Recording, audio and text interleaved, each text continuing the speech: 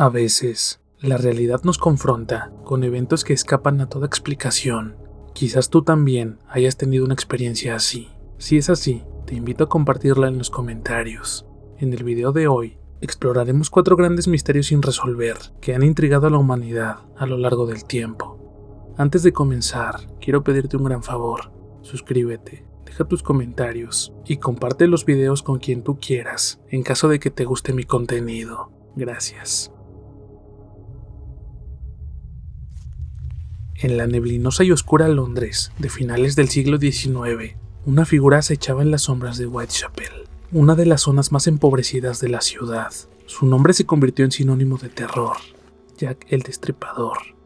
Entre agosto y noviembre de 1888, el asesino sembró el pánico con una serie de homicidios brutales que dejaron una marca indeleble en la historia criminal.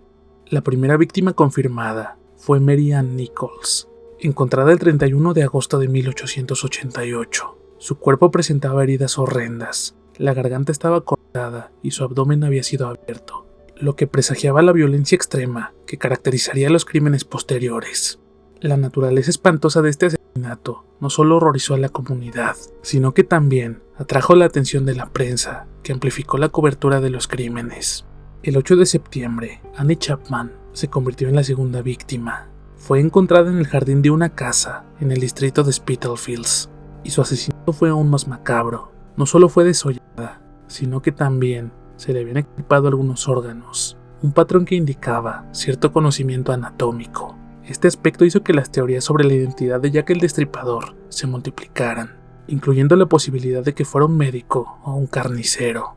El 30 de septiembre, 2 cuerpos fueron descubiertos: Elizabeth Stride y Catherine Eddowes, asesinadas en la misma noche. Stride fue hallada con una herida en el cuello, pero curiosamente no presentaba mutilaciones. Esto llevó a la especulación de que Jack el Destripador pudo haber sido interrumpido en su intento de asesinarla.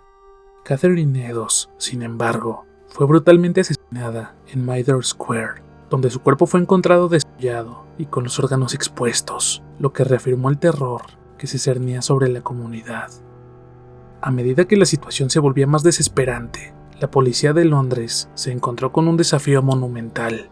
Las autoridades recibieron cartas anónimas que parecían ser del propio asesino, siendo la más famosa la que firmó como Jack el Destripador.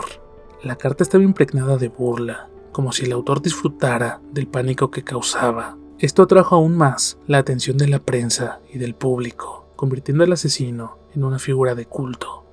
El 9 de noviembre de 1988, Mary Jane Kelly, la última víctima conocida, fue encontrada en su habitación.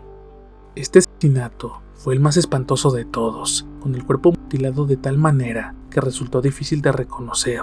La escena era un verdadero espectáculo de horror que dejó a la policía y a la comunidad en un estado de shock. Los asesinatos de Jack el Destripador dejaron un legado de miedo y especulación. A pesar de la intensa investigación policial, el asesino nunca fue atrapado. Esto generó una avalancha de teorías e hipótesis sobre su identidad. Una de las teorías más famosas sugiere que Jack el Destripador era en realidad el príncipe Alberto Víctor, nieto de la reina Victoria. Se dice que estaba involucrado en un escándalo que incluía a prostitutas, y para encubrir su identidad se convirtió en un asesino. Sin embargo, esta teoría ha sido desacreditada por muchos historiadores, quienes consideran que carece de pruebas sólidas. Otro sospechoso fue Montague John Druitt, un médico y profesor de educación física, que se ahogó en el río Támesis poco después de los asesinatos. Su familia tenía antecedentes de problemas mentales, y se cree que pudo haber sufrido un colapso que lo llevó a convertirse en asesino. Algunos investigadores apuntan que su muerte coincide con el final de la ola de asesinatos en Whitechapel, lo que refuerza esta teoría. Aaron Kosminski, un inmigrante polaco, también se encuentra entre los principales sospechosos. Era conocido por sus problemas mentales y fue internado en un manicomio. Muchos creen que su conocimiento de la anatomía, sumado a su cercanía a las escenas del crimen, lo convierten en un candidato viable para ser Jack el Destripador. Lo cierto es que a día de hoy, más de 100 años después de ocurridos estos asesinatos, no se sabe a ciencia cierta la verdadera identidad de Jack el Destripador. El caso de Sergei Ponomarenko es uno de los incidentes más desconcertantes relacionados con los viajes en el tiempo. Su historia comienza en 2006, en Kiev, Ucrania, cuando un hombre fue encontrado vagando por la ciudad, luciendo desorientado y confundido. Lo que llamó la atención de la policía fue que vestía ropa anticuada, específicamente de la década de 1950, y llevaba una cámara fotográfica de la época. Al interrogar al hombre, este afirmó ser Sergei Ponomarenko. Relató que había salido a caminar en 1958, acompañado de su novia, de nombre Valentina Kurish, cuando ambos avistaron un objeto volador no identificado en el cielo. Sergei, intrigado, tomó una fotografía del objeto. Sin embargo, en un instante inexplicable, se encontró vagando por Kiev en el año 2006, sin entender cómo había llegado ahí. La policía ucraniana, desconcertada, llevó a Sergei a un hospital psiquiátrico para someterlo a evaluaciones. Lo más extraño ocurrió cuando revisaron su identificación. La documentación que portaba, incluido un pasaporte soviético, era completamente auténtica y databa de 1958. Su foto en el pasaporte correspondía con su apariencia actual, lo que hacía aún más difícil desacreditar su historia. La cámara fotográfica que llevaba consigo contenía un rollo de película sin revelar. Al revelar las fotos, los investigadores encontraron imágenes de Kiev, tal como era en la década de 1950, así como una fotografía inquietante de lo que parece ser un ovni sobrevolando la ciudad. El caso se tornó aún más extraño cuando Sergei Ponomarenko desapareció misteriosamente del hospital psiquiátrico poco después de su llegada. No dejó rastro y nadie ha sabido de él desde entonces. Lo que sorprendió aún más a los investigadores fue que, al revisar detenidamente una de las imágenes, se podía ver a la novia de Sergei, Valentina Kurish, que en ese momento tenía 70 años, quien además reconoció en las fotografías a su novio, Sergei Ponomarenko, además de que la mujer proporcionó más fotografías de este, sobre todo, una fotografía que él mismo le había hecho llegar de algún modo, donde mostraba la ciudad de Kiev de fondo en el año 2050, donde se observaban muchos rascacielos cuya existencia nunca fue registrada. Supuestamente, las investigaciones posteriores arrojaron la existencia de un hombre con la descripción y nombre de Sergei Ponomarenko en la época de la Unión Soviética, quien fue declarado desaparecido en 1960. La desaparición de los niños Sóder es uno de los casos más desconcertantes y trágicos de la historia criminal estadounidense. La noche de Navidad de 1945, un incendio devastó la casa de la familia Sóder en Fayetteville, Virginia Occidental, y aunque 5 de los hijos de George y Jenny Sóder lograron escapar, los otros 5, Maurice, de 14 años, Martha, de 12 años, Louis, con 9 años, Jenny, de 8 años, y Betty, con 5 años, desaparecieron sin dejar rastro. Este caso ha generado innumerables teorías, desde un trágico accidente hasta un secuestro planeado, lo que ha mantenido vivo el misterio por décadas. A pesar de los esfuerzos por resolver el misterio, la desaparición de los niños Sóder sigue siendo uno de los misterios sin resolver más enigmáticos. La noche del 24 de diciembre de 1945, la familia Sóder se fue a dormir después de celebrar la Navidad. Poco después de la medianoche, Jenny Sóder, la madre, se despertó al oír un fuerte ruido en el techo. Minutos después, percibió olor a humo y descubrió que su casa estaba en llamas. Pero los 5 menores, que dormían en el piso superior, quedaron atrapados en el incendio. Lo que hace este caso particularmente extraño es que no se encontraron restos humanos en los escombros, a pesar de que el fuego consumió la casa en aproximadamente 45 minutos. Los investigadores concluyeron que los niños debieron haber perecido en el incendio, pero los padres nunca aceptaron esa explicación. Tras una investigación más profunda, se descubrieron varios aspectos inquietantes que sugerían que el incendio pudo haber sido provocado intencionalmente y que los niños podrían haber sido secuestrados. Varios eventos antes del incendio sugieren que la familia Sóder pudo haber sido objeto de una conspiración. En los meses previos, George Sóder, un inmigrante italiano muy activo en sus críticas contra el gobierno fascista de Benito Mussolini, había tenido desacuerdos con otros miembros de la comunidad italoamericana. En un caso, un hombre que intentaba vender seguros de vida a George le advirtió que su casa se incendiaría y sus hijos pagarían por sus críticas. La noche del incendio, varias circunstancias extrañas apuntaron a la posibilidad de un acto planeado.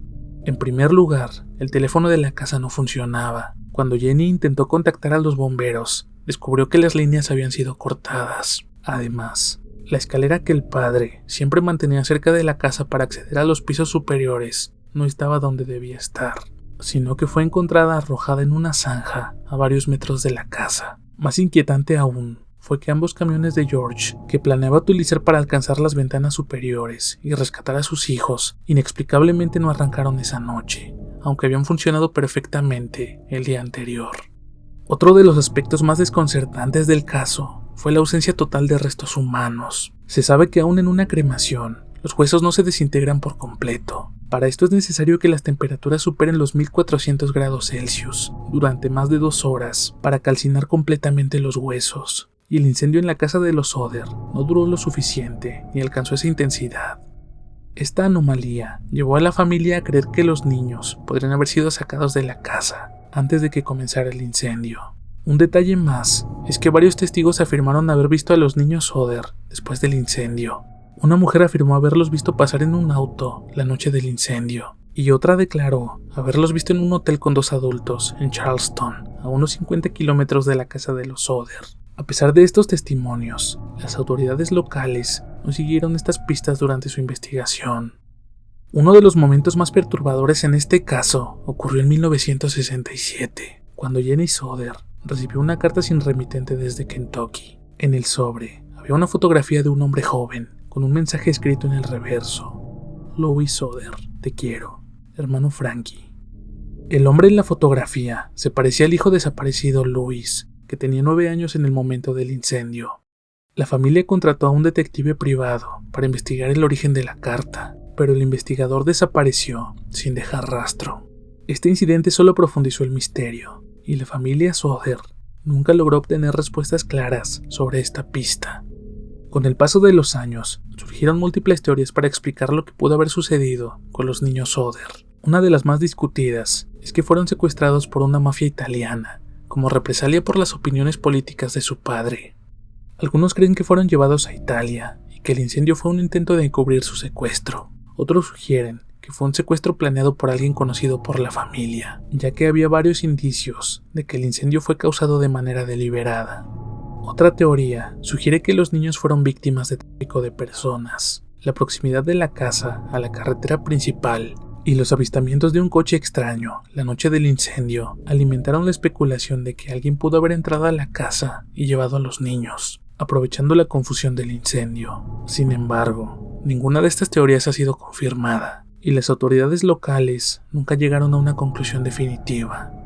La familia Soder continuó buscando respuestas durante el resto de sus vidas, instalando una valla publicitaria en la carretera cerca de su hogar, con fotos de los niños desaparecidos, y ofreciendo una recompensa por cualquier información que condujera a su paradero.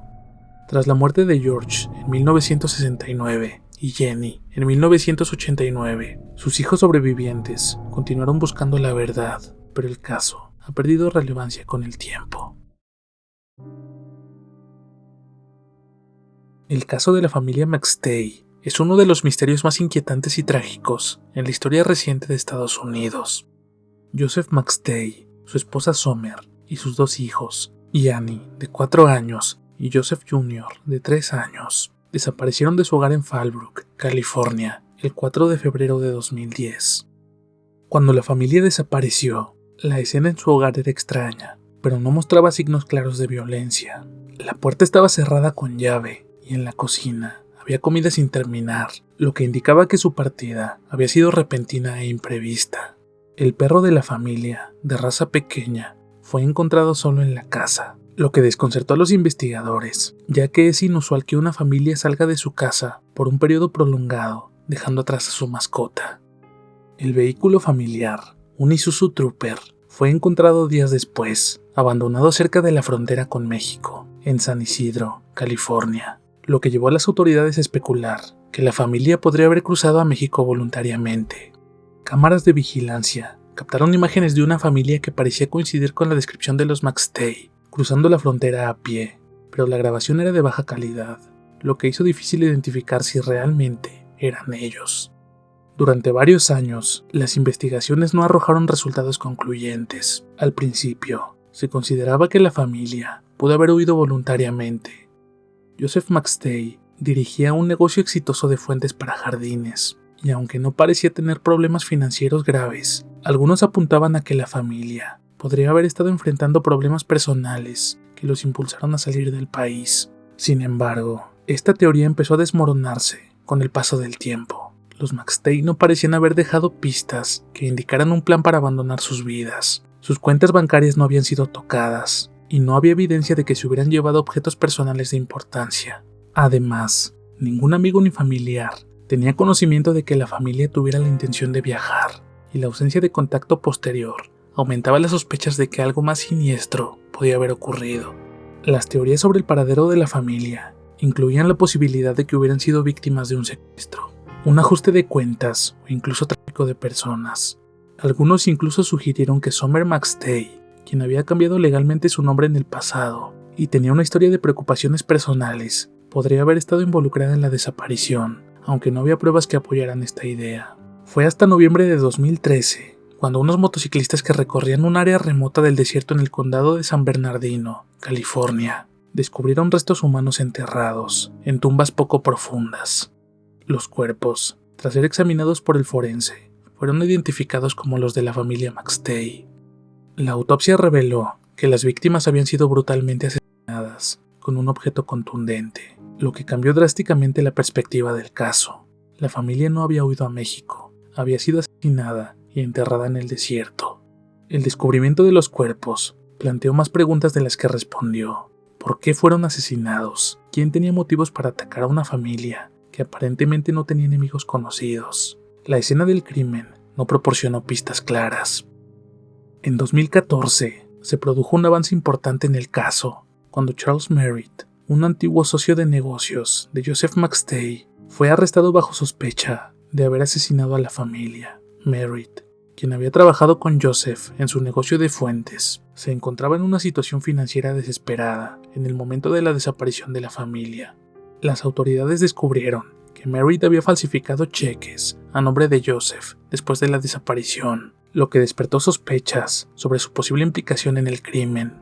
El juicio contra Charles Merritt se prolongó durante varios años, y las pruebas presentadas en su contra incluyeron su ADN en el vehículo de los McStay y los registros de llamadas que lo ubicaban en el área del entierro de los cuerpos en el desierto. A pesar de estas evidencias, la defensa de Merritt argumentó que no había pruebas directas de que él hubiera cometido los asesinatos, sugiriendo que otro socio de negocios de Joseph, Dan Cavanaugh, podría haber sido el responsable.